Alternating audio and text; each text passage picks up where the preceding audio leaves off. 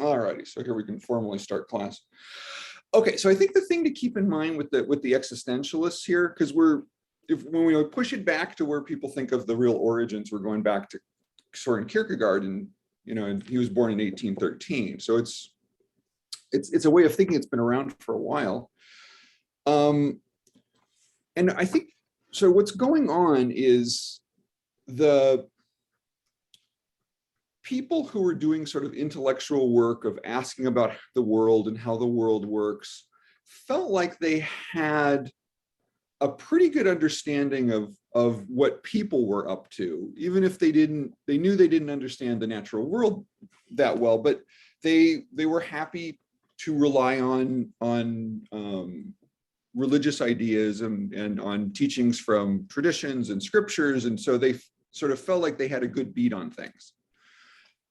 But as we move into the modern period, and I think it might come with a rise of more science and more awareness of the natural world, that in fact that there's a lot going on, and that knowledge has a way of threatening the tradition. And so modernity is a long conversation really about the traditional religious worldviews collapsing slowly, and then this new modern worldview that comes out of the Enlightenment and capitalism is going to be the new thing. And sort of in that changing period, people, the intellectual class is starting to wonder, well, maybe these religious teachings are not 100% reliable, and people are a little more complicated, and maybe there's something more going on that we need to try to understand. And with Kierkegaard, that's going to become most important in sort of the idea that he has, that comes with this phrase leap of faith, which we'll talk about a little bit with the video and then after the video. But the important part there is that what he's acknowledging is that people may have reasons why they're doubtful about God. And so but he still thinks it's really, really important. He's really committed to religious ideas. And so that's where he comes up with this idea that you may have to give up this critical analysis that's been coming with the world and new science and all of that. Give that up, and you sort of accept that you're going to relate to this God in spite of all of that. And so that's really what he's calling a leap of faith. But that only really, where Kierkegaard may have thought he was answering a question, it turns out he's actually just sparking a deeper and deeper question about, well, what then is important about being human, and how is it I should understand myself, and what does it mean if the world really is more complicated? Because one of the things that we didn't talk about this really so much with Kant, but one of the really, really important ideas that Kant comes up with is that there is a world out there, and that there's a world in here, and somehow the world out there is coming in my head, and that means it has to be screened. And you're not taking in the world, you can't take in everything and understand everything, because just sort of foundationally, just about how science works, light works, for example, we know that there are waves of light we can't see. We know there are frequencies of sound we can't hear. So there's clearly stuff going on in the world that we can't relate to. So that starts to become a kind of bigger problem for philosophers to think about. Well, then how confident can I be about this kind of stuff? And that's part of this same sort of doubt that's creeping in, and that's going to generate this response that we're calling existentialism. So anyway, so I think that's a good introduction. Let's start with the little Kierkegaard video.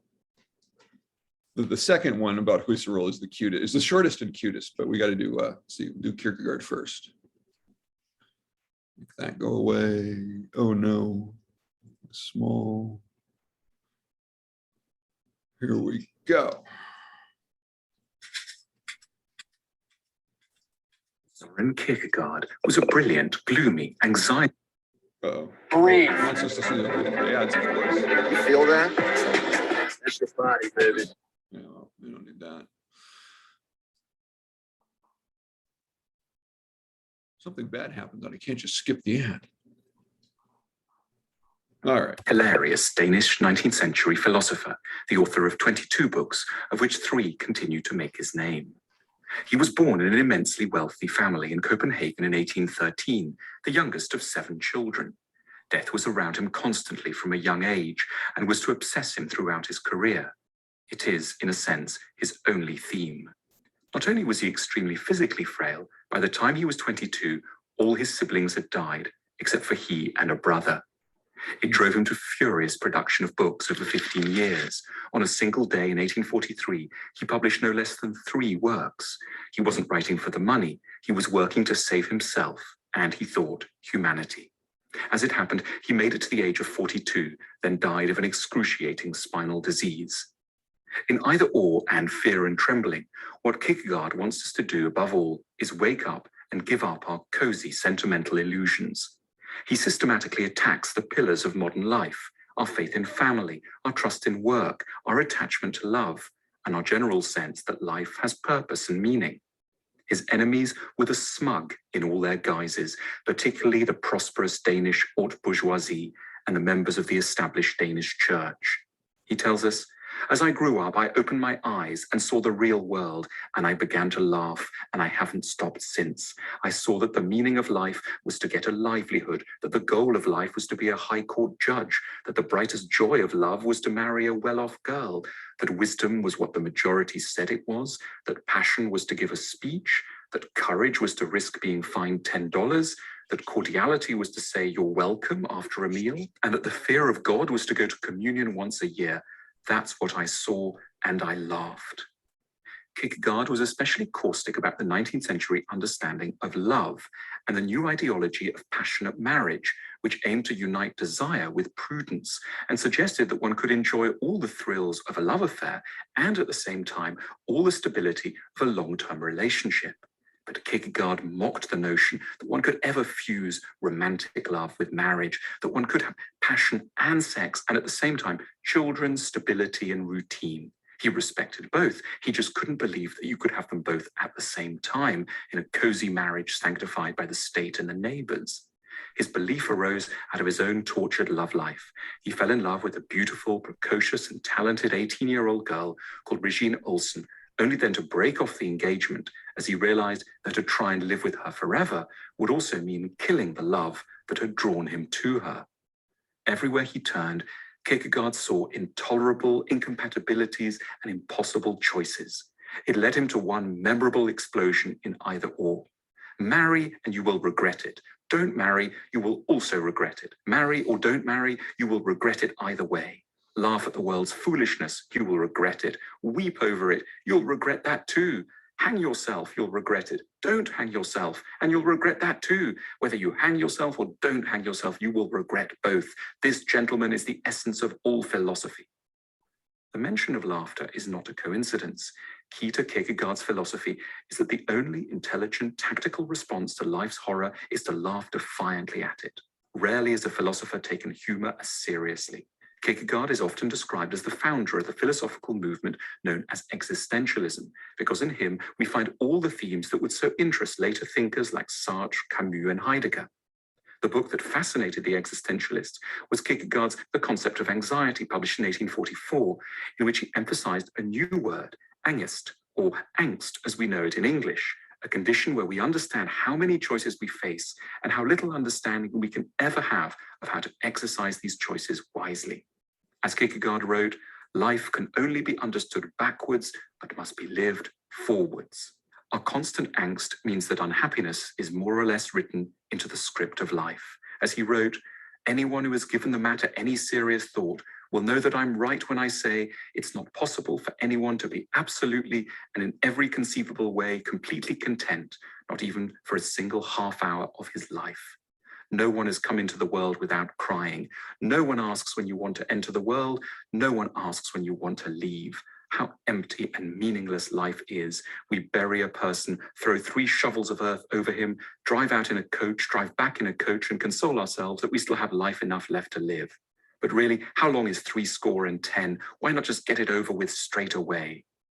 For Kierkegaard, there was, however, one answer that he put forward ever more stridently in his later works: Jesus Christ. Kierkegaard loathed the Christianity of the established Danish church, but he adored the simple truths of the Gospels that his father had taught him as a boy. For him, Christianity was a religion of extreme surrender to a theology of almost peasant-like simplicity. One was to be ready to die for Christ, to give up all attachment to worldly things, and to love all humans like one's siblings. Kierkegaard wasn't interested in justifying his attachment to Christianity through rational means. Instead, he recommended a dramatic and now famous leap of faith, wherein one wouldn't apply one's puny mind to attempting to prove the existence of God. One would merely switch off one's faulty rational faculties and jump into the idea of God as the total solution. As he put it, to have faith is to lose your mind and to win God. Like Marxist communism, Kierkegaard's solutions to the problems of being human are far less convincing and interesting than the diagnoses of our ills. Few of us now make that leap, but Kierkegaard deserves our attention for the beautifully bitter, caustic look he cast on the human condition. He's one of the few philosophers one can turn to when the world has badly let us down, and we're in need of a friend who can fully understand the dark places we're in once the sentimental illusions that normally keep us going fall away.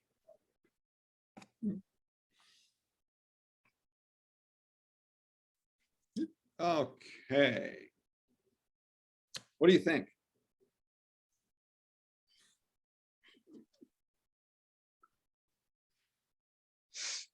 It's probably the kind of stuff that made a lot more sense to you when you were 18. Yes. Yes. And I'm not. Well, no, go ahead. No, I was just gonna say I'm not. It's curious that for some people this remains a thing that they worry about longer. For a lot of people, it's something they stop worrying about after like 22. There's this little period where it seems really important. But yeah, well, once we're adults and enmeshed in the customs and ways of the world, it's hard to talk against that since we're part of that. And I think as we're growing up, we sort of look at it from the outside. When we're younger, we look at these things from the outside, and as adults, we're enmeshed.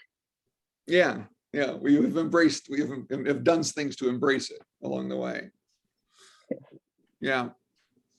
Yeah, but then isn't it true too that we create all that rot? So there is a whole different view of things now. I mean, I went through the Second World War. I know the Holocaust. My father had to hide. So that all had to have an influence on your belief systems. And I actually, when I was 16, I was really an existentialist. We all were. Mm-hmm. We loved Sartre. Mm-hmm. Because he gave us, I guess he gave us a place to mourn about society and about. Oh, that's a good way to put it. Yeah. Yeah, and I think that's part of what in teaching. And I have some friends I'm doing a little book club with, and we've been reading Existentialists for the last year, and it's and a couple of the guys have never been that. weren't into them as teenagers, and so trying to look at it as a 60-year-old looking back at it, like, why are these guys so worried about this? It's like some of them are having a hard time seeing the problem, and part of it is too, I think, this was sort of shocking at one time when it was new, and so we live in a world that's already familiar with Sartre, familiar with Kierkegaard, but in a world that didn't know Sartre was this astounding pail of cold water over the head, just waking people up. But now there's no shock there. So I think that's part of it. But the enduring ideas that are coming through all of this, right, are you have to make some decisions for yourself. Mhm. And with Husserl, what you're going to see, he's worried about is, and you're totally unprepared to make that decision, and yet somehow you have to make those decisions and come to accept the fact that you don't know enough about the world to really feel that confident in them. But we make choices. So that's going to be the thing that's going to run through. That existentialism fundamentally is about recognizing that you are making decisions, and that you should be responsible for those decisions that as you make them. And that was as opposed to God making the decisions. Yeah, exactly. As opposed to, yeah, there were, and because we're into, and even the whole feudal structure, because the feudalism is broken down. And by this time, there isn't feudalism really anywhere, or organized very, very in any kind of broad category. But before that, feudalism is the way the whole of Europe was living, and feudalism is very much about everything being defined by an authority above you.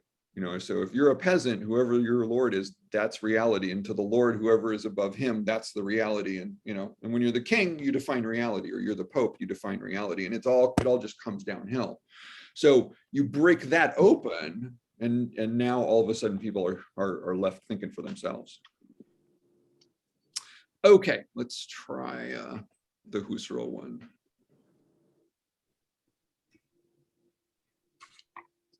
And I loved this because it was the Muppets going to explain it for us.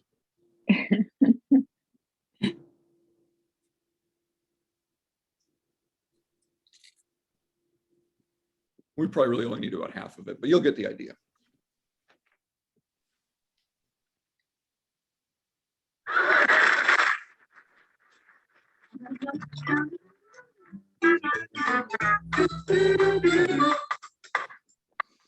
Well, that's supposed to be Husserl. Phenomena.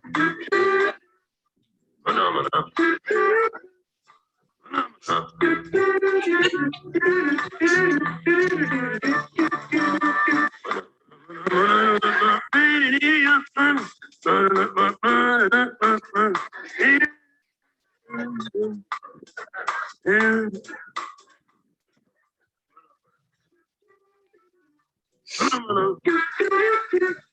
Phenomena.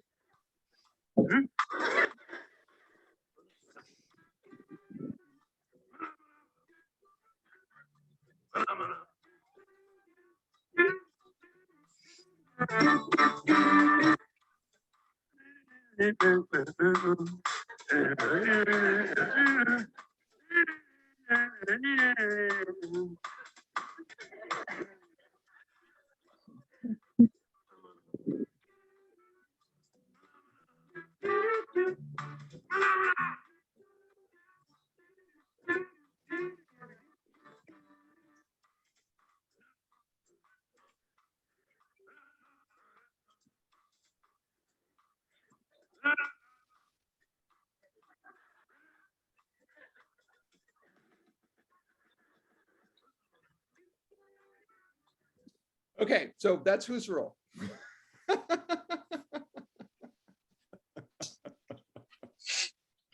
Oh, he was a professor for like 30 years.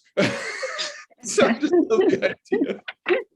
Muppets figured out how to summarize, and it's not exactly a fair summary because he has more to say than just this, but this really is this is sort of the core idea that he's getting at, and like I was explaining sort of when we started, it's sort of following Kant and Kant's idea that we really don't have direct access to the world. It comes to us sort of through these screens, and so Husserl following Kant is just sort of picking that ball up, in a sense, just sort of running with it. Well, what are the implications of that? I mean, sort of, if Kant's right about that, well, what does it mean? Well, it means we run around the world and we don't really know what's going on.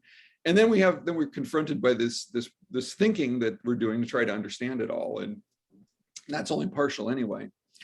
But here, the thing to keep in mind, the discipline that we call psychology really gets going in the middle of the 1800s in Germany. And so Husserl is really in the center of that when he's coming through his education and into university, that people have sort of, philosophers have discovered that this is an interesting question to, how is it that people do think, and what are the patterns that we see in how people respond to the world? And Freud is going to come out of this period of time eventually a little bit later. And so they've started, and actually sort of one, I failed to mention this at first, but the way that our modern kind of university education system works is it started all with philosophy.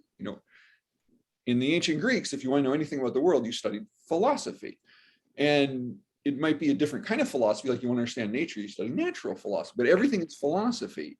And over time, when people figure out a way to get kind of systematic about looking at whatever that was, we get a discipline that comes out of that. And so we get physics that kind of pops out as the first discipline. And eventually we're going to get chemistry, and then we're going to get biology, and there, some minor ones along the way. And then, but it takes until the 1800s to get psychology to start to establish itself as a separate discipline from philosophy that will try to use a scientific method to understand its subject matter. So before you get systematic about it and find some sort of scientific method, it's philosophy. So anyway, Husserl is sort of one of those people early on, very interested, Europeans interested in philosophy, interested in psychology. So becoming part of that stream. And this is, and it's, the details have really sort of been lost with Husserl. And as I point out, the biggest, he's organizing all of this in a very important way that works for German intellectuals. But in the end, we don't talk about him that much anymore. He's there as this place. Well, he's there as a marker that there's Kierkegaard, then there's Husserl, and then we start moving into more modern thinkers. But with Husserl, it's sort of like he sets the problem up in a more modern way than Kierkegaard was setting it up, because Kierkegaard's noticing psychological issues and traits, but he's not highlighting them the way Husserl is in a more organized way. Okay, so Husserl gives way then, well, Husserl had a very important student named Heidegger.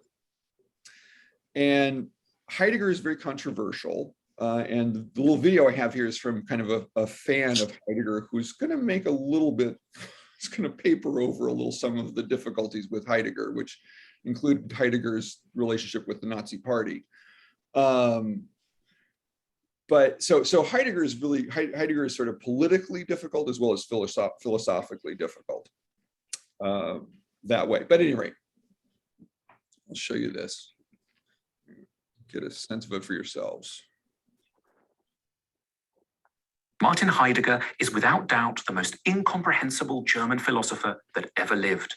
Nothing quite rivals the prose in his masterpiece, Being and Time, which is filled with complex compound German words like Seinsvergessenheit, Bodenständigkeit, and Wesensverfassung.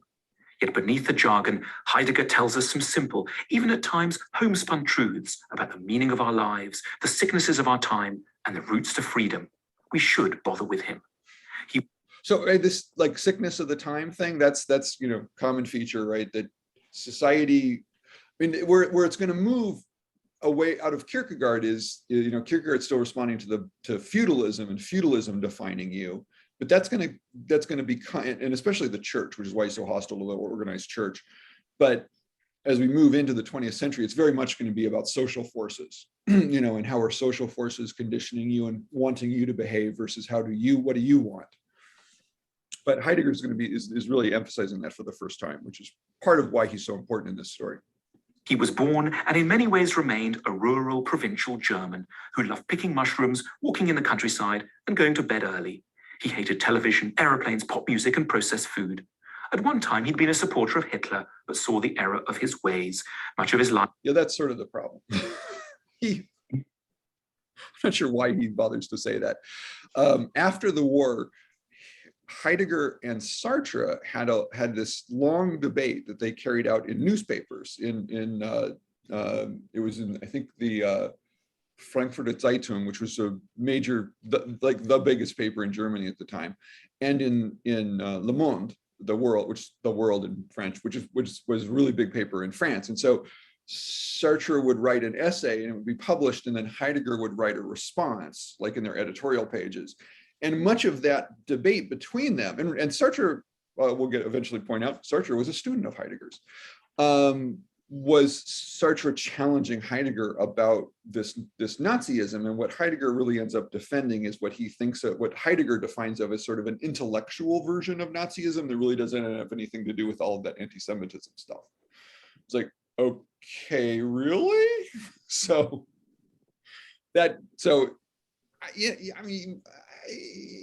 Anyway, so this guy clearly likes Heidegger and he's wanting to soft pedal that a little bit.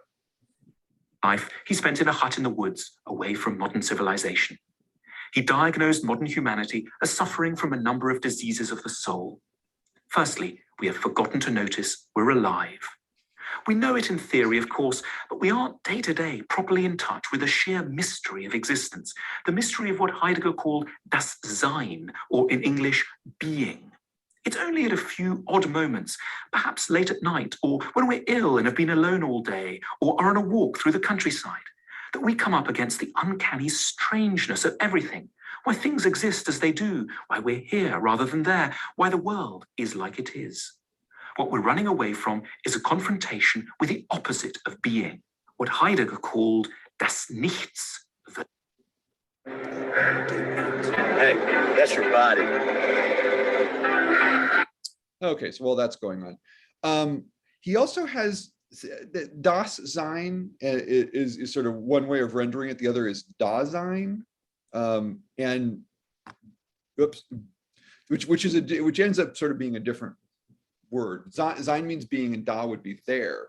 So it's usually so most people refer to it as being. The word is being there, sort of rendered literally in English, but it's really what Heidegger's getting at is being in context. That you're living in a particular context, and sort of we're essentializing all of that, and not noticing really the real visceral particular details of our own lives. Oh. Connected. Most of the time, our jobs and dating. The second problem is we've forgotten that all being is connected. Most of the time, our jobs and daily routines make us egoistic and focused. We treat others and nature as means and not as ends. But occasionally, and again, walks in the country are particularly conducive to this realization. We may step outside our narrow orbit and take a more expansive view. We may sense what Heidegger termed the unity of being, noticing, for example, that we and that ladybird on the bark and that rock and that cloud over there are all in existence right now and are fundamentally united by the basic fact of our common being. Heidegger values these moments immensely and wants us to use them as the springboard to a deeper form of generosity, an overcoming of alienation and egoism, and a more profound appreciation of the brief time that remains to us before das Nichts claims us in turn. The third problem is we forget to be free and to live for ourselves. Much about us isn't, of course, very free. We are, in Heidegger's unusual formulation, thrown into the world at the start of our lives, thrown into a particular and narrow social milieu, surrounded by rigid attitudes, archaic prejudices, and practical necessities not of our own making. The philosopher wants to help us to overcome this thrownness, Geworfenheit, as he put it in German, by understanding it. We need to grasp our psychological, social, and professional provincialism, and then rise above it to a more universal perspective. In so doing, we'll make the classic Heideggerian journey away from Uneigentlichkeit to Eigentlichkeit, from inauthenticity to authenticity. We will, in essence, start to live for ourselves. Right. And so remember, that's this authentic living, but that was something that Kierkegaard was talking about. And it's specifically a problem for the modern world because the peasants in feudalism had their lives defined for them. And once someone stops defining your life for you in the modern world, well, oh, who am I? What am I supposed to be? What am I going to do with myself? So it's, it's still this problem of modernity. Is it similar to the unexamined life worth living? Well, it's definitely related.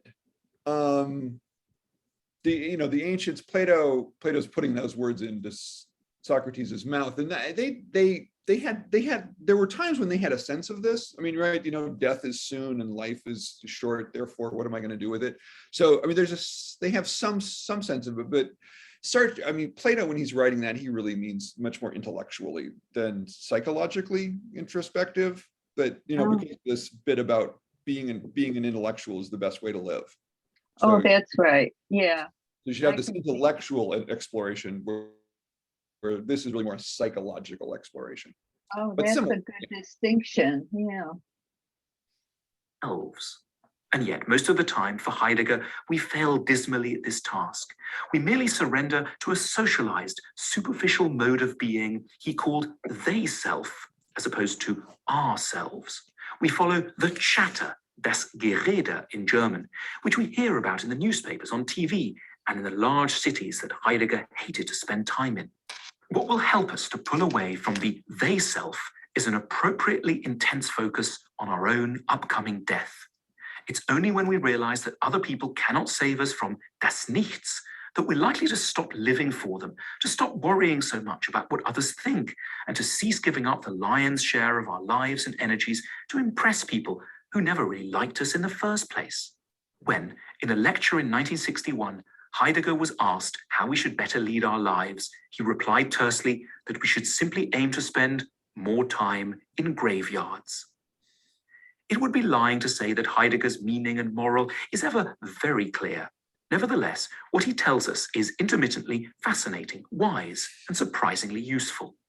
Despite the extraordinary words and language, in a sense, we know a lot of it already. We merely need reminding and emboldening to take it seriously, which the odd prose style may help us to do.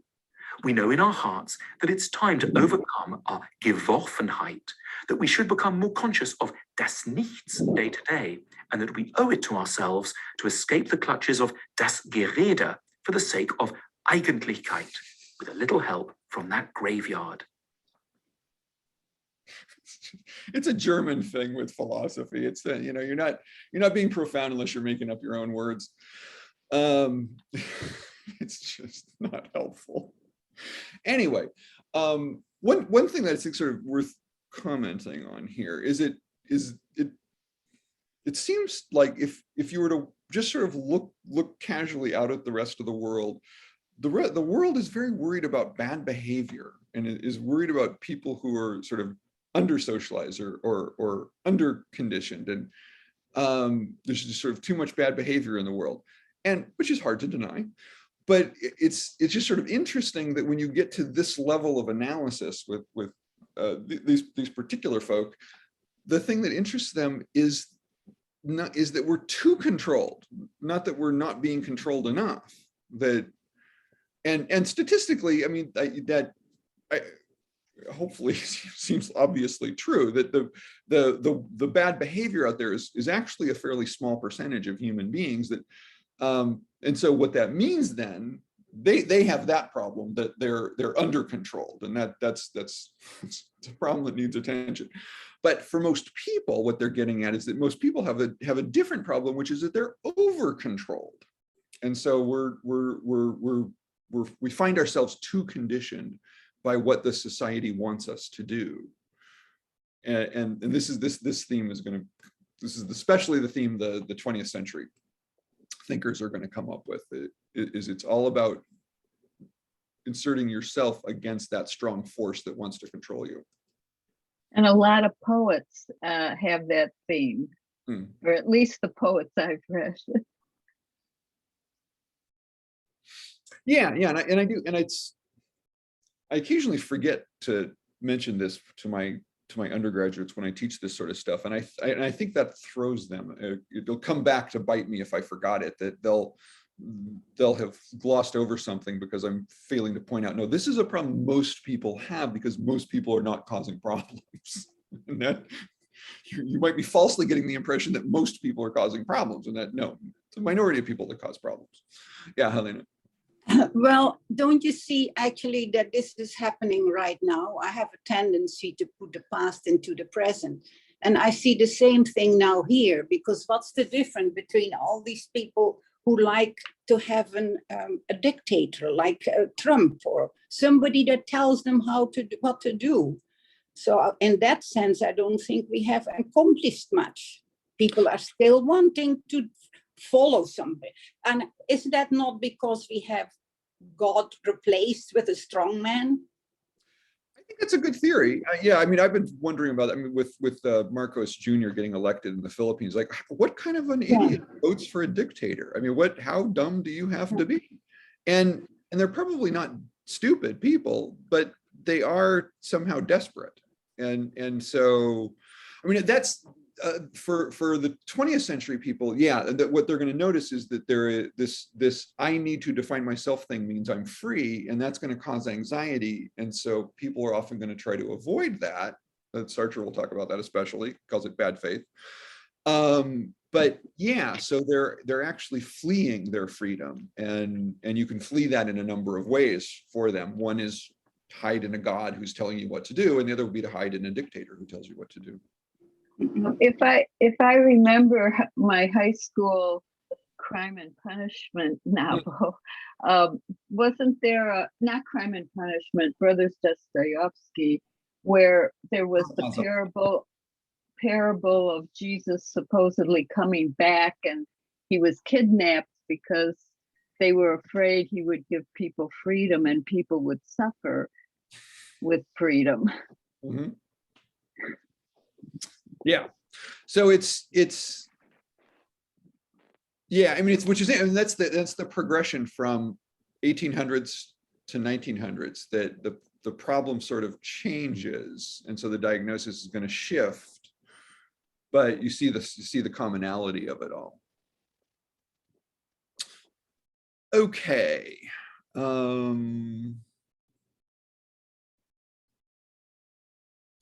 For Sartre,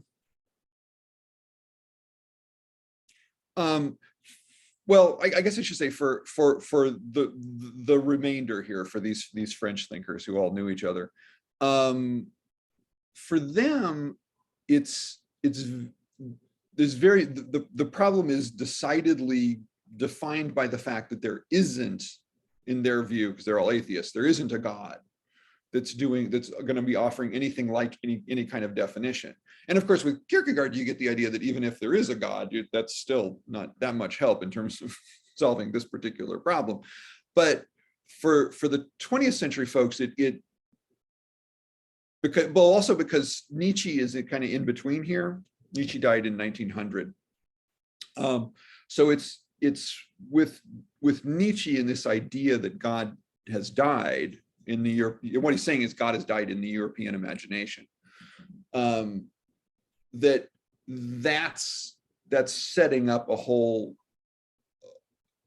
its own particular problem, which again, I think is kind of shocking in their generation because it's a relatively new idea. Okay, there isn't a grand design to the universe, therefore there is no design. What in the world are we going to do with ourselves? That's shocking and new to them, but you get to our time period and, well, they were shocked and they wrote about the shock and we learned about the shock and we're not shocked anymore. So part of it when you're in encountering them is just to remember that they come from a while back where they were shocked by these things. And so you want to try to cultivate some sense of being shocked by how free you are. Okay, let's see here, where's the share?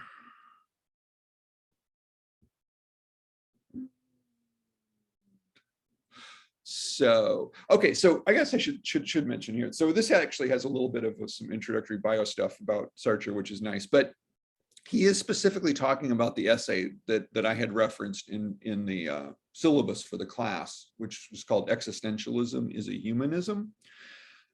which was originally a lecture that Sartre delivered. So it's one of the most understandable things he wrote, because being trained in Germany with the German philosophers, he learned to make up words. But it very much sums up his point that, well, if there's nothing outside you that defines you, then it's up to you.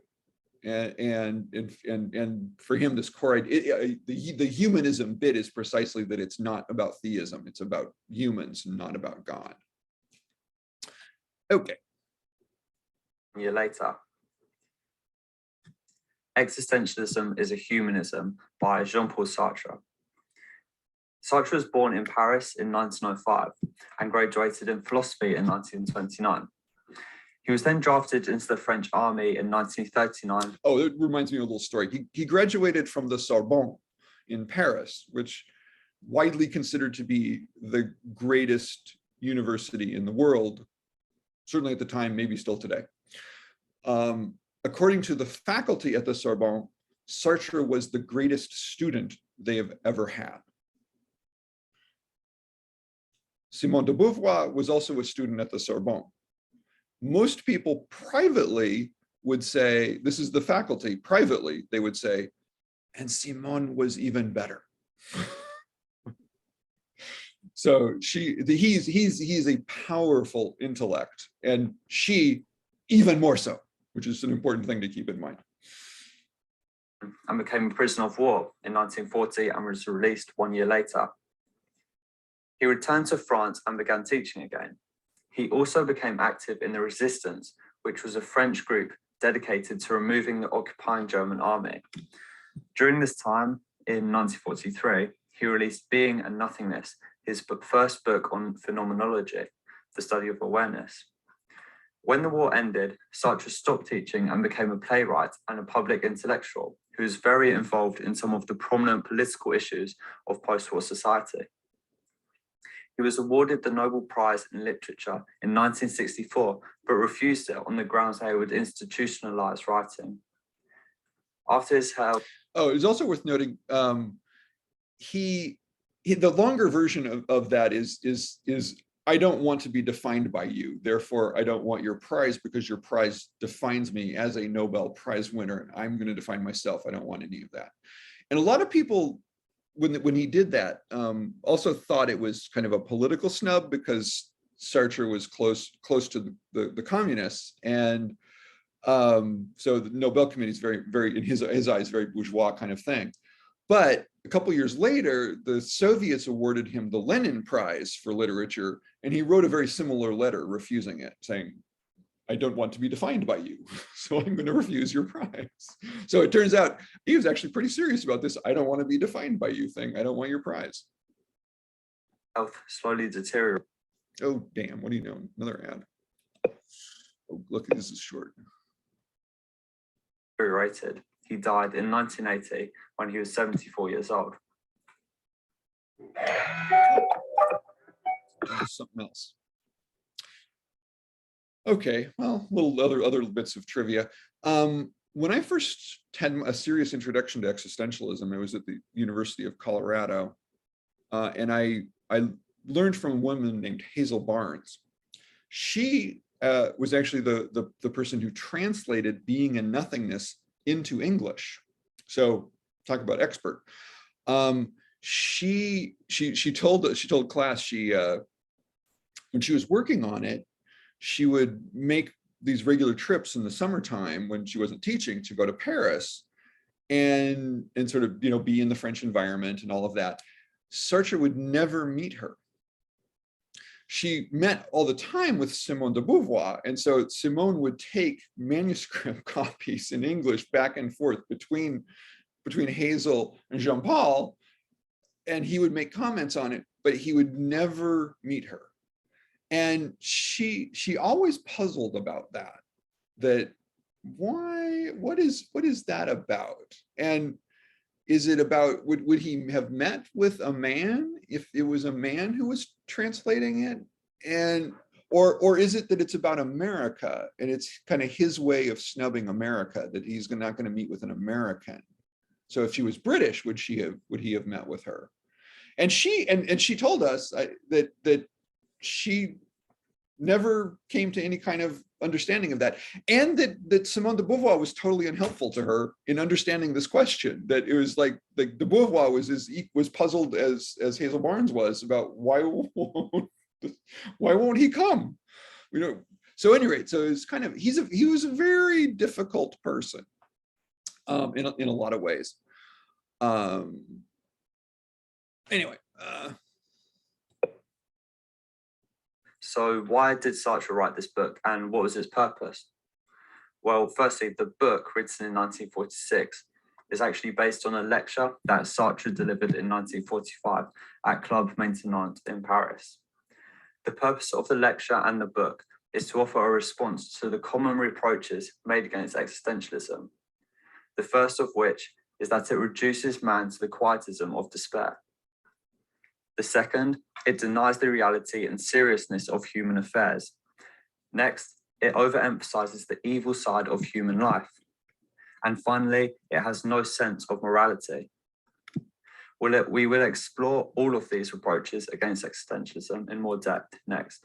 And along the way, we will be able to see why Sartre makes this link between existentialism and humanism. Before we look at some of the reproaches in depth, it will be useful to look at what these key terms actually mean. Although there are religious and atheistic forms of existentialism, Sartre finds that the key commonality between them is the idea that existence precedes essence. This means that man first of all exists with no predetermined nature or purpose. He encounters himself in the world and has the freedom to choose and determine his nature and what shall become of him. He does this through his actions in the world, of which he is completely and utterly responsible for. Sartre summarizes, man first of all exists, encounters himself, surges up in the world, and defines himself afterwards. Next, what is humanism, and more particularly, existential humanism? Sartre views it as the idea that human beings have the power to make freely willed choices to create their own values and determine who they will become. Humanism means that there is no reliance upon any supreme deity or a universal human nature to give us our value. Instead, we should derive human value as being self-created through the continuous undertaking of projects in the world. The first reproach made against existentialism is that it is a philosophy of quietism. Quietism is defined as a passive withdrawn attitude or policy toward the world or worldly affairs. Sartre gives us some examples of quietism in the book. The first is of the person who claims that circumstances have been against me. I was worthy to be something much better than I have been. As we can see here, they are blaming external factors for the unsuccessful character. Another example, I admit I've never had a great love or great friendship, but that is because I never met a man or woman who are worthy of it. Again, we see the use of blame of outside factors being used here. But existentialism is not an attitude of quietism because it defines man by his action. Hence, if man performs no action and lives as if he were the victim of circumstance, then he will be nothing. Nothing shall become of him. Not choosing is itself a choice, and by not choosing, you are defining yourself as a person of weakness and inaction. However, if man performs heroic actions, then he will become a heroic man and will form an image of man as one of greatness and of success. Man is nothing else but what he purposes. He exists only insofar as he realizes himself. He is nothing else but the sum of his actions, nothing else but what his life is. This immense responsibility of determining who we will become can cause what is called anguish in us. We can become overwhelmed at the significance of the task that faces us. We will explore this more next.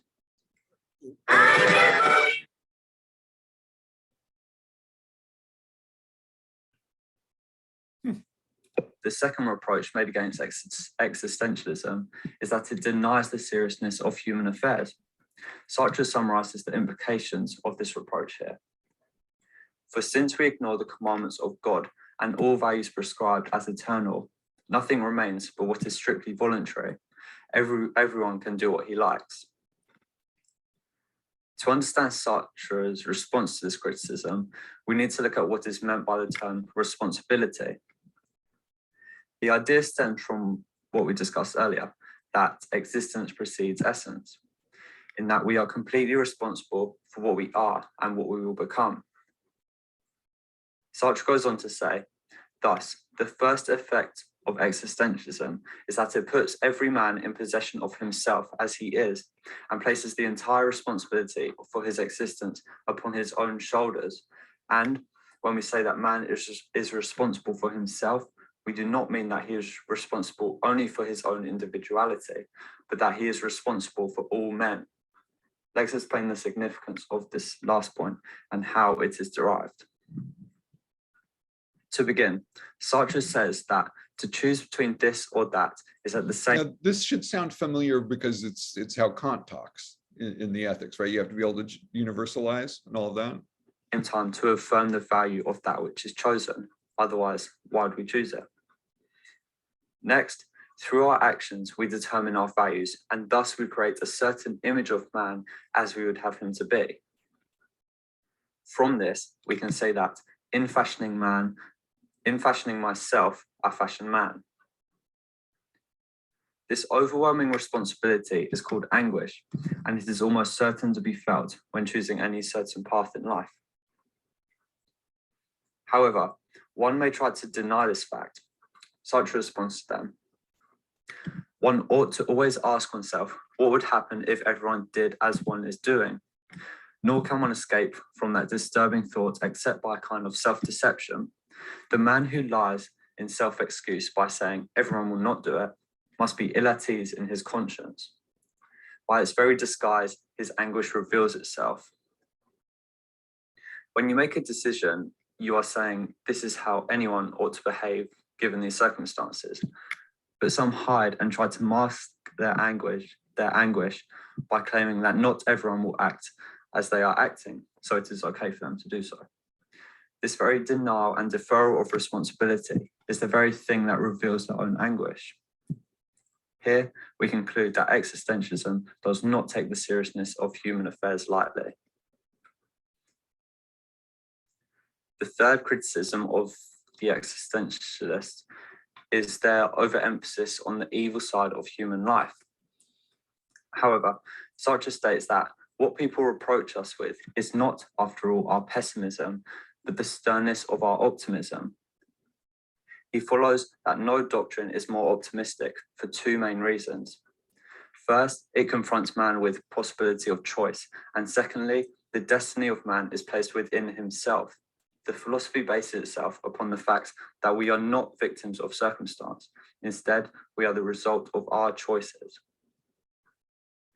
The final reproach is that existentialism has no sense of morality.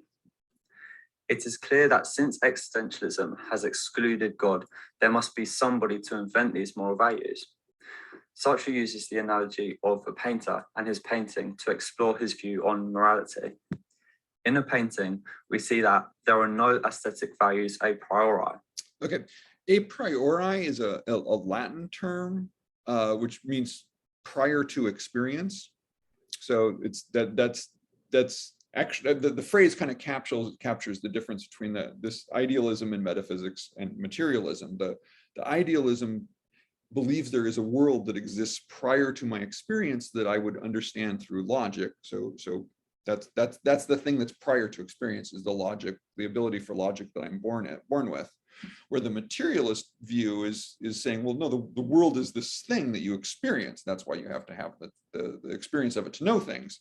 So that's all a posteriori in Latin. After the a is experience and the post or prior. So the prior experience or after experience. So when he's talking about aesthetics, it means sort of what there are theories about what is beauty and why does it matter to us. So that's what he's starting with. But there are values which appear in due course in the coherence of the picture. The relation between the will to create and the finished work. This is so what he's saying is that the beauty is in the picture, and we sort of see that there is something there that has to do with this coherence and the creation that goes into it. But it's not that there's this predefined beauty, that'd be like Plato, that there is this form called beauty often somewhere that I occasionally know, and so I use my experience, my encounters and experience with that in a prior existence, that with the form beauty. And so when I come to the material world, then I can compare the form beauty in some sense with the thing I'm looking at now, and go, oh, okay, well, that fits a little, so it's beautiful. So that's very much idealist and rationalist construction. Sartre is a materialist, so he needs to come at this in a different direction. And so he's saying, okay, no, it's you find it in the thing, in the experience. So it's his way of arguing about the experience is what's creating all of that, including the criteria that you're using to evaluate it. So why is it beautiful? It's because, well, I have this experience with a lot of things that I can compare, and some of them seem to me beautiful, others not. And I can say, well, where does this one fit in that range of things I've encountered in my life? So it's all about comparing experience as opposed to comparing this thing I know in my head called beauty. That makes sense? I feel like I ran through that pretty quick, but. What does he do with emotion? Well, well, he wants, he's modern enough, right? He's understanding emotions is a big part of being human. And so he wants us to, in a way, there is a kind of Puritan kind of thinking, I think, in that we ought not let our emotions get out of control. So he doesn't, which is sort of part of, which would be letting society pull you too far one way or another. So he's aware of it, and he's going to be very appreciative of our emotional lives, but it's going to be he's going to emphasize, well, your emotions are going to drive you to do things, but the point is for you to make decisions, not to let something else force you around, whether that's your emotions or culture or whatever. It's interesting that they use Van Gogh, because the man was full of emotion. And then they're using this painting. And I think that in the arts, our emotions, I think, are first. Yeah, but it's more a matter, but what is good art? What is beautiful? It's kind of a different question. But yes, but I think that's true. So that is going to be part of what he's seeing as important in the arts, right? Is that they are giving expression. It's just are you making choices, or are you being driven around by them? Okay. It's telling us that just as there are no rules that an artist must follow to paint a good picture, there are no external rules that can be deduced to live a moral life. We can't define the rules before we are alive. We must create them and live them along the way. No one can tell what the painting of tomorrow will be like. One cannot judge a painting until it is done. Thus, we cannot judge a man until his time is up, and we can see the picture as a whole rather than just one part of it at one moment in time. Next. So actually, morality. Think about something like gay marriage. That what he's getting at is people have these arguments, but the fact of the matter is society is going to change, and what society values and doesn't value is subject to flux. And so what people consider to be basic moral issues or basic answers to moral issues is going to vary a bit depending on the culture. And so he's not saying there is no morality or there shouldn't be. He's saying what people treat as moral is going to change a bit over time. And of course, then he wants to insist, well, there are some things that need to remain important underneath that, like living authentically. But how that authentic life manifests itself in the world is very much depending on the culture in which you're trying to live authentically. And you might find there are some things society says are moral and some things not. And you have to decide, well, do I agree with that or not agree with that? And what do I do about that? I should draw a link between the painting analogy and the creation of moral values. It is the same upon the plane of morality. There is this in common between art and morality, that in both we have to do with creation and invention. We cannot decide a priori what it is that should be done.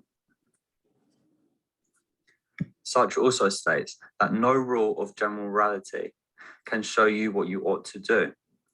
This is because ultimately it is up to us what we choose to believe and how we interpret rules in life. And so in choosing a particular ethical system, we have already decided the type of advice and laws that we will receive. We pretend that we have been given these rules by an external command, but it is always ourselves who have chosen to follow them. Man will always make his own choice. To conclude, Sartre writes, to say that we invent values means nothing more nor less than this, that there is no sense in life a priori. Life is nothing until it is lived, but it is yours to make sense of, and the value of it is nothing else but the sense that you choose. It is therefore us that must invent our values and live them as best we can in our life, learning as we go. Yeah, the example that he uses in the lecture is he says penknife, and he means a letter opener. But he says if you think about a penknife, right?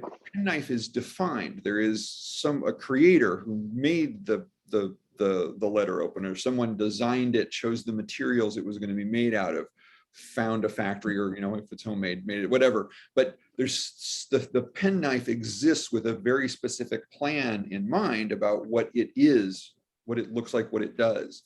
And his point is, human beings are not like that. We're not penknives. Which is part of the bit about his atheism, right? There is nothing in the universe to define us.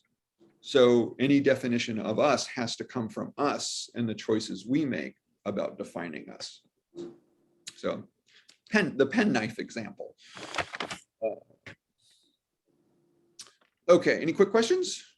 Well, isn't this actually really for the intellectual? Because what does the guy who has to do the bricklayer and feed his family, what kind of choices does he have? I mean, this is really for the elite. No, well, certainly elite people have more choice, have more freedom of choice, right? And so if you're poor, you have there are fewer avenues in which your choices can manifest.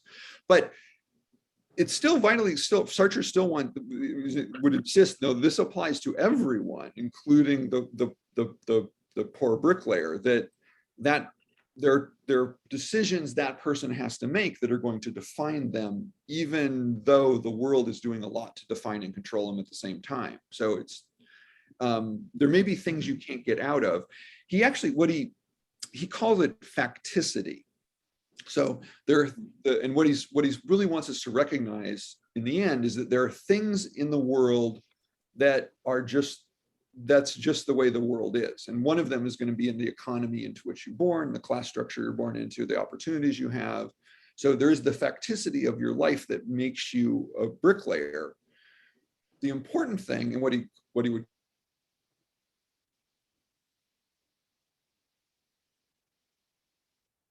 You stop. You're frozen.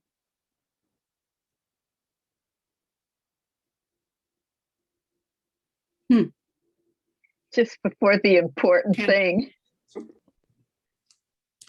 and you have to sort of accept. Wait, you have to go back. Oh, sorry. Because you were frozen. Oh, what did you hear last?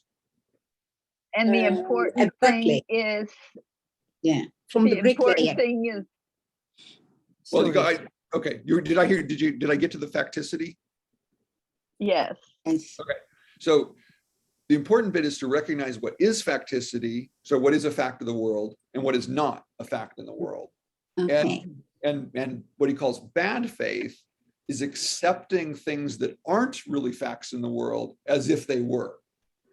And so what he wants people to do, and including the poor, because this is part of actually the social program that he has as a socialist, right? Is the poor need to rise up. So in that's kind of where his Marxism fits in, right? Is that it relates to ideology. If you accept all these stories about how the world wants to control you, you're actually living in bad faith because you're living in this false ideology rather than recognizing that you're free to resist or free to do whatever. And so he wants everyone to recognize their freedom, and especially the poor, so that they will choose to not be controlled by capitalism. Mm-hmm. You bring back my whole youth. Aha! There you go. That's what the existentialists are for. My father was a communist, and then after, well, actually a number of people were communist, even during the war, of course, they had to hide too from the Nazis. But then they all became socialists, all became democratic socialists. And we had in Holland all socialist prime ministers, the race. And he was fulfilling maybe what the communists wanted to do, to give the poor a chance, bring schooling. So you bring back this whole thing to me. Excellent. Yeah. Let's, before we're all right. Okay, yeah, go ahead, Nina.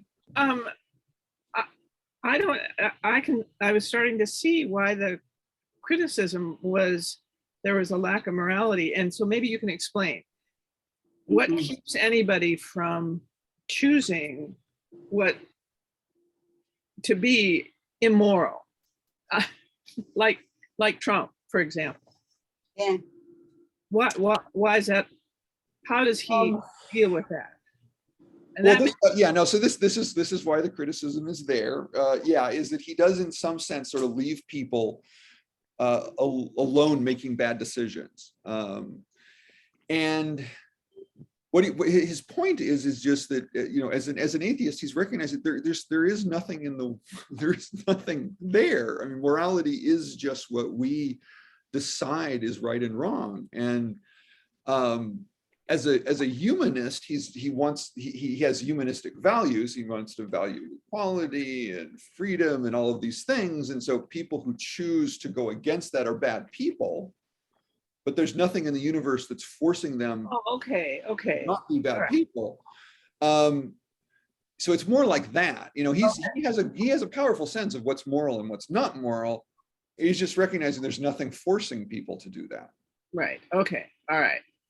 So, like, would you say that, could it be put that basically the existentialism is saying there's no Kant's categorical imperative or no 10 commandments or anything like it, but would they say that the ethics kind of comes in the results? Well, I think they're actually, I think Sartre's overplaying it in a sense that, he says there is no predefined human nature. I think he's just exaggerating, that he does fully recognize that we're social creatures, that it is the nature of a Homo sapien to be a social creature. He very much likes Kant's way of portraying ethics, right? Because he uses something that sounds kind of like a categorical imperative. Can I generalize this? So he does seem to respect Kant's way of approaching ethical thinking without really agreeing with the kind of grounding that Kant's giving it, because Kant's grounding is about the metaphysics of consciousness being special and all of that. And Sartre's not seeing any reason to believe that. But he is still recognized there's something in this way of thinking that is defining what is right and wrong, and which is the universalizable bit. So that it's. So I want to think, it's more about emphasis, that he wants to point your attention in a certain direction, and in doing that, he can often seem like he's denying the thing you're not looking at, which in this case is that you're a social creature, and so being social is a good way that we recognize what is moral and not moral. Okay, that's true, but the thing I want you to pay attention to is how important your own decisions are in all of that. Does that make sense? Yeah. So I was kind of thinking of it as a little bit as like when the painting, if they denied there were any prior rules for how people should paint, or maybe not values or depth or tones or any of the things that art students study, but he kind of says you see in the results as the work goes on, there has to be a sort of consistency or order that becomes apparent. Right, but at the same time, it just sort of seems indefensible to try to deny that all those things that art students study doesn't matter. That to claim that that's irrelevant seems really bizarre. That's why I think it's really more about his emphasis than about making absolute claims. That those things are there, but what he wants you to be really more aware of is what is any new painting you encounter might break some of those rules. So the patterns that are being identified in those theories, they're not nothing, but the universe is big enough and the possibilities are more open. So there are more possibilities that something you hadn't thought about might strike you as beautiful, but you don't know why because the theories don't capture it. That kind of idea. And also he freed actually the artist, because we gone through the war and that was terrible. So all that what was passed was invalid. Yeah. So, and then we got, we got Picasso, and then we got all these wonderful painters that I love. So, and actually, I think Picasso might be a good sort of version of that, because Picasso is taking what he knows and then breaking the rules. Yes. And do something new. Yes. So that's I think that's the kind of thing Sartre's talking about. Yeah. Okay, let's see here. I wanted to show you a little synchrone.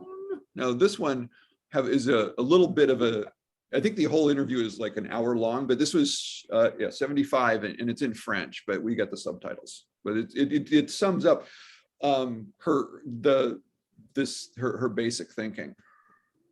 On n'est pas femme, on le devient. Oui, c'est en somme la formule qui résume l'ensemble de mes thèses. Et ce qu'elle signifie est très simple.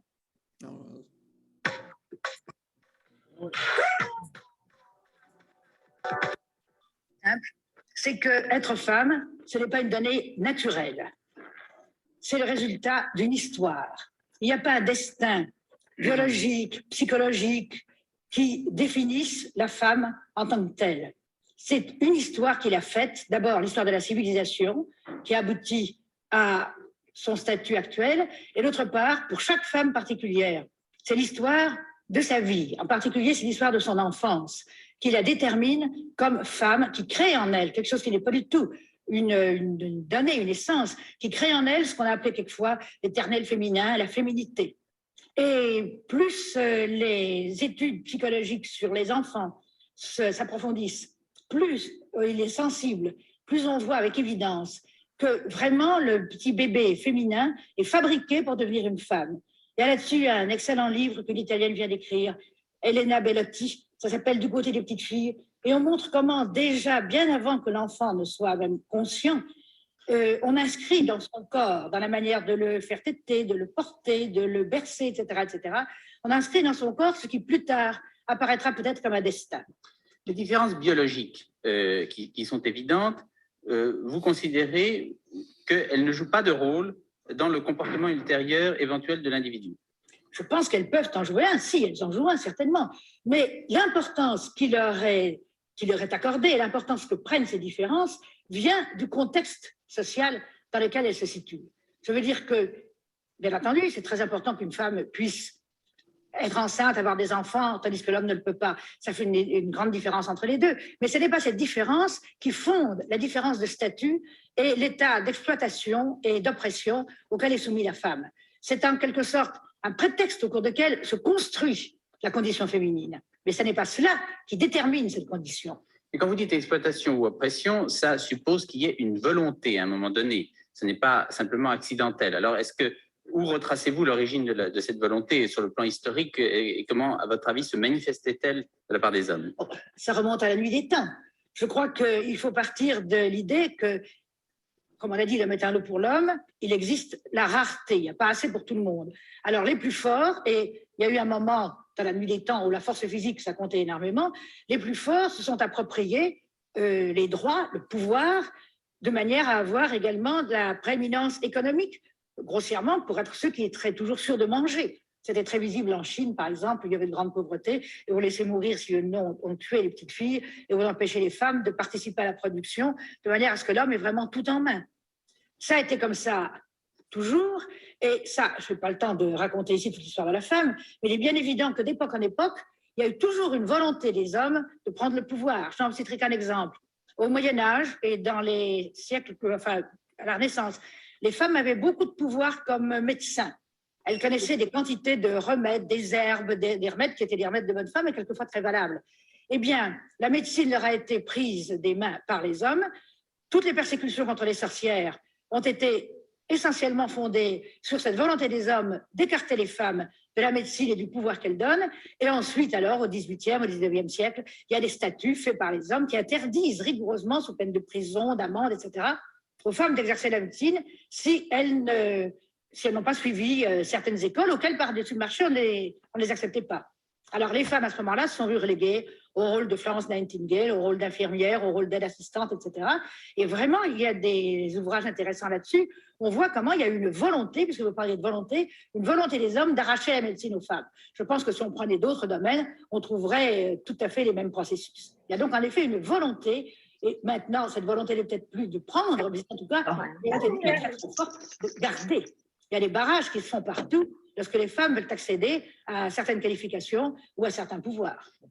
Il y a une phrase qui est intéressante, surprend dans vos mémoires. Vous dites qu'en écrivant Le deuxième sexe, vous êtes aperçu que vous découvriez à 40 ans, au moment où vous l'avez écrit, une situation qui crevait les yeux dès qu'on l'avait aperçue réellement. Alors comment ça se fait que vous, qui étiez une intellectuelle, qui aviez fait des études poussées d'agrégation, vous n'aviez pas ressenti avant 40 ans la condition de la femme telle que vous la décrivez?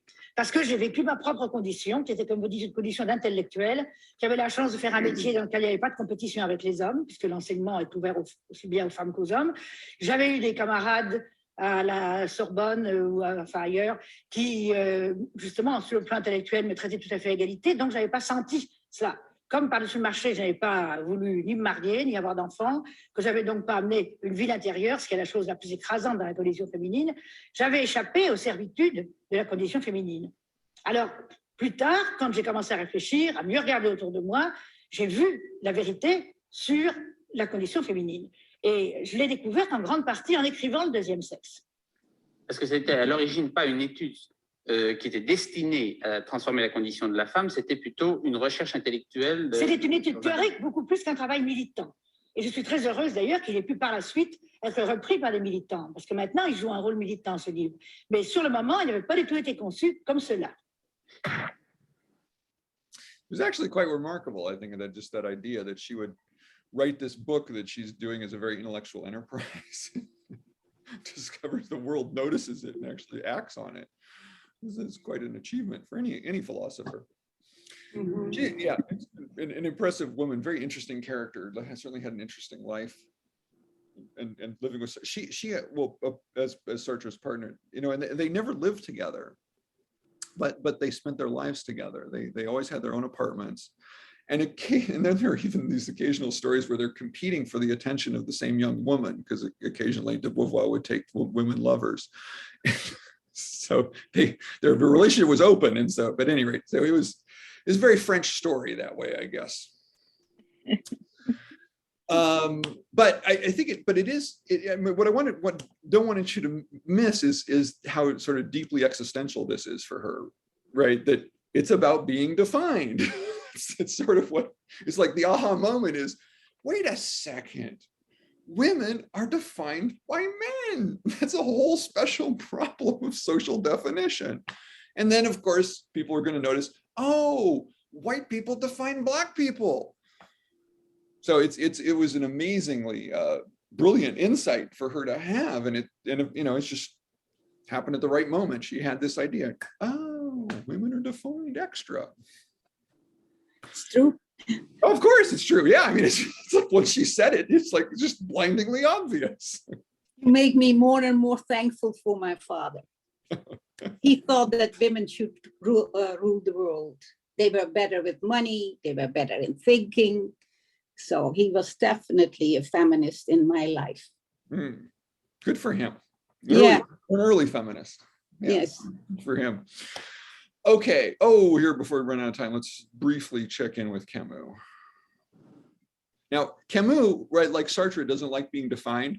So Camus hated the idea that people kept calling him an existentialist. It was like, wait, that's defining me like Sartre. Not an existentialist. I am an absurdist. And then you have to argue, well, what the hell is an absurdist? So Okay, so with Camus, we're getting a lot of the same thinking, but it does veer off in some curious directions. Camus is much more inclined to kind of an anarchist way of thinking. He's deeply suspicious of political structures, and where Sartre is optimistic about politics actually making progress in the world. Anyway, so we can't watch the whole thing, but we can watch a little bit. Have you ever wondered why bad people are here in this world, just a preparation for it? We believe that life is different to us and that humanity is nothing more than a cosmic joke. French Algerian philosopher Albert Camus believed that life has no inherent meaning and is, therefore, absurd. In a way, this might be a reason for despair that can lead us to end our own lives. But Camus stated that a meaningless universe is actually an opportunity to free ourselves from the shackles of hope and experience existence more fully.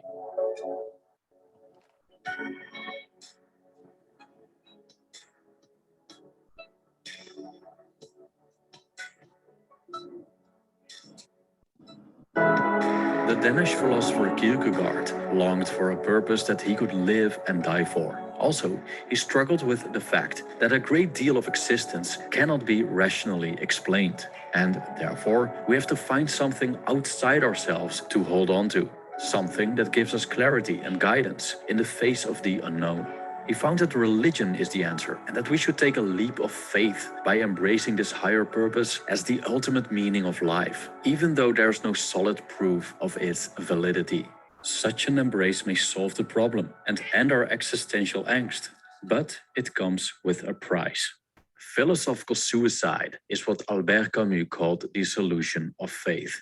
Camus had quite a different approach to the uncertainty of existence. He acknowledged that reason has its limits and that what goes beyond our understanding is indeed inscrutable. Moreover, he believed that life is meaningless and that all forms of meaning that we give to it are nothing more than constructs of the human mind. There's no proof that the universe has a meaning that transcends it. And if it has, we simply don't know it as we speak. As he states in his philosophical essay, The Myth of Sisyphus, I don't know whether this world has a meaning that transcends it, but I know that I do not know. Anyway, we're going to run out of time, so let me just pause there because I think that captures it. What he literally what he's saying, what's absurd is that we want meaning and the universe doesn't give it to us. So it's not just that the universe doesn't have it; it's that we would be the kind of creatures who want it, and the universe doesn't give it to us. He calls that the absurd, and so he is revolting. He wrote another important book called The Rebel. So he's going to rebel against that absurdity, and you define yourself in spite of it. So in a way, it's a little bit. I mean, it's very much like Sartre, but a little more kind of aggressive in a sense that the lack of meaning isn't just there, but it's this sort of ridiculous thing that I have to act against in order to assert my meaning. Can we start with this next week since you have time? The last week. If you'd like. This is wonderful. I can do that. Okay. Let me show you that whole thing. I mean, it's a 10-minute one, so it's a little bit longer. Mm-hmm. Right. Yeah, we can do that if we want. Yeah. And then, yeah, might push some of that. We can, yeah, anyway, so we have time. So that's, yeah, exactly. Not a problem. Well, it is kind of absurd. We live to die. Right. That seems absurd. Very. It's absurd because we have a mind. I mean, dogs don't think that way. Exactly, right. I know that's absurd thinking, but when you think about it, it's our own intelligence that causes our angst. Yeah. Sartre's version is condemned to be free. Yeah. Condemned. That's it. Unless you find some meaning in your life, right? Well, if you find yourself a meaning. You choose a meaning for why you live. Even though you know the absurdity of it all, you know you have to be here, so you better give it some meaning, not only for yourself, but also for the other. Yeah, and in 68, actually, Sartre said that anyone who's not a member of the French Communist Party, he was saying this in an interview in Paris, anyone who's not a member of the French Communist Party is a dirty rat. Yeah. Sartre didn't join the party because he didn't like the idea of being defined by joining things. But didn't he stop being a communist when Stalin came into power? That happened to my parents. Camus was a member of the party at first, and then yeah, with Stalin, Camus falls away and becomes more of an anarchist. Yeah. I mean, can we?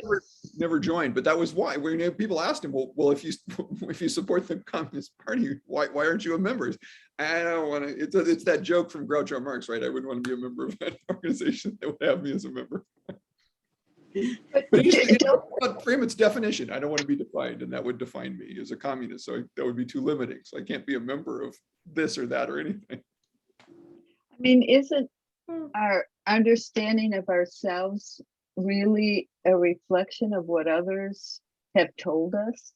In part, not totally. But that's what they're seeing as the problem, is that we accept that rather than seeing as that as something to push against. But even as we push against, it's in reference to that. Right now, but which is kind of the easy version of it. So you want it to really be free, you need to be even transcending, that you're doing what you're doing just because it's what you want to do, and you are free enough that you're not even worrying anymore about those outside forces. Oh yeah, okay, again, psychological notion. Yeah.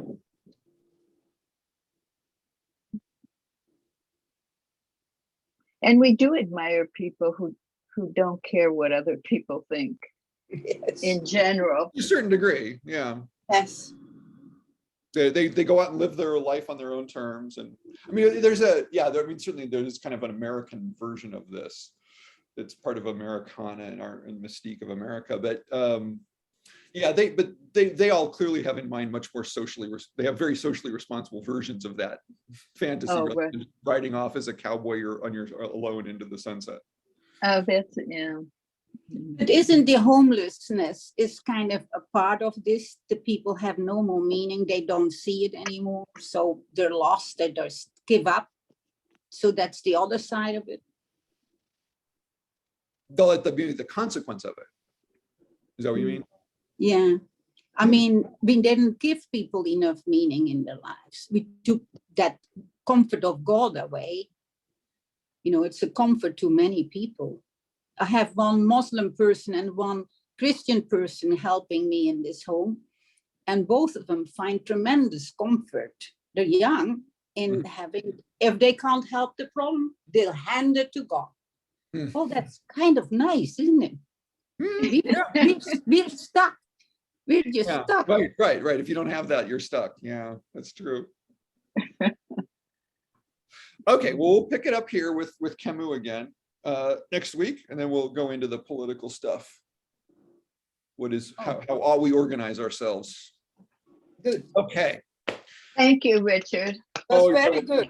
That my was very pleasure good. as always. Can't be a teacher without students. Thank you. All right. You all take care. I'll see you next week. Thank you. Okay.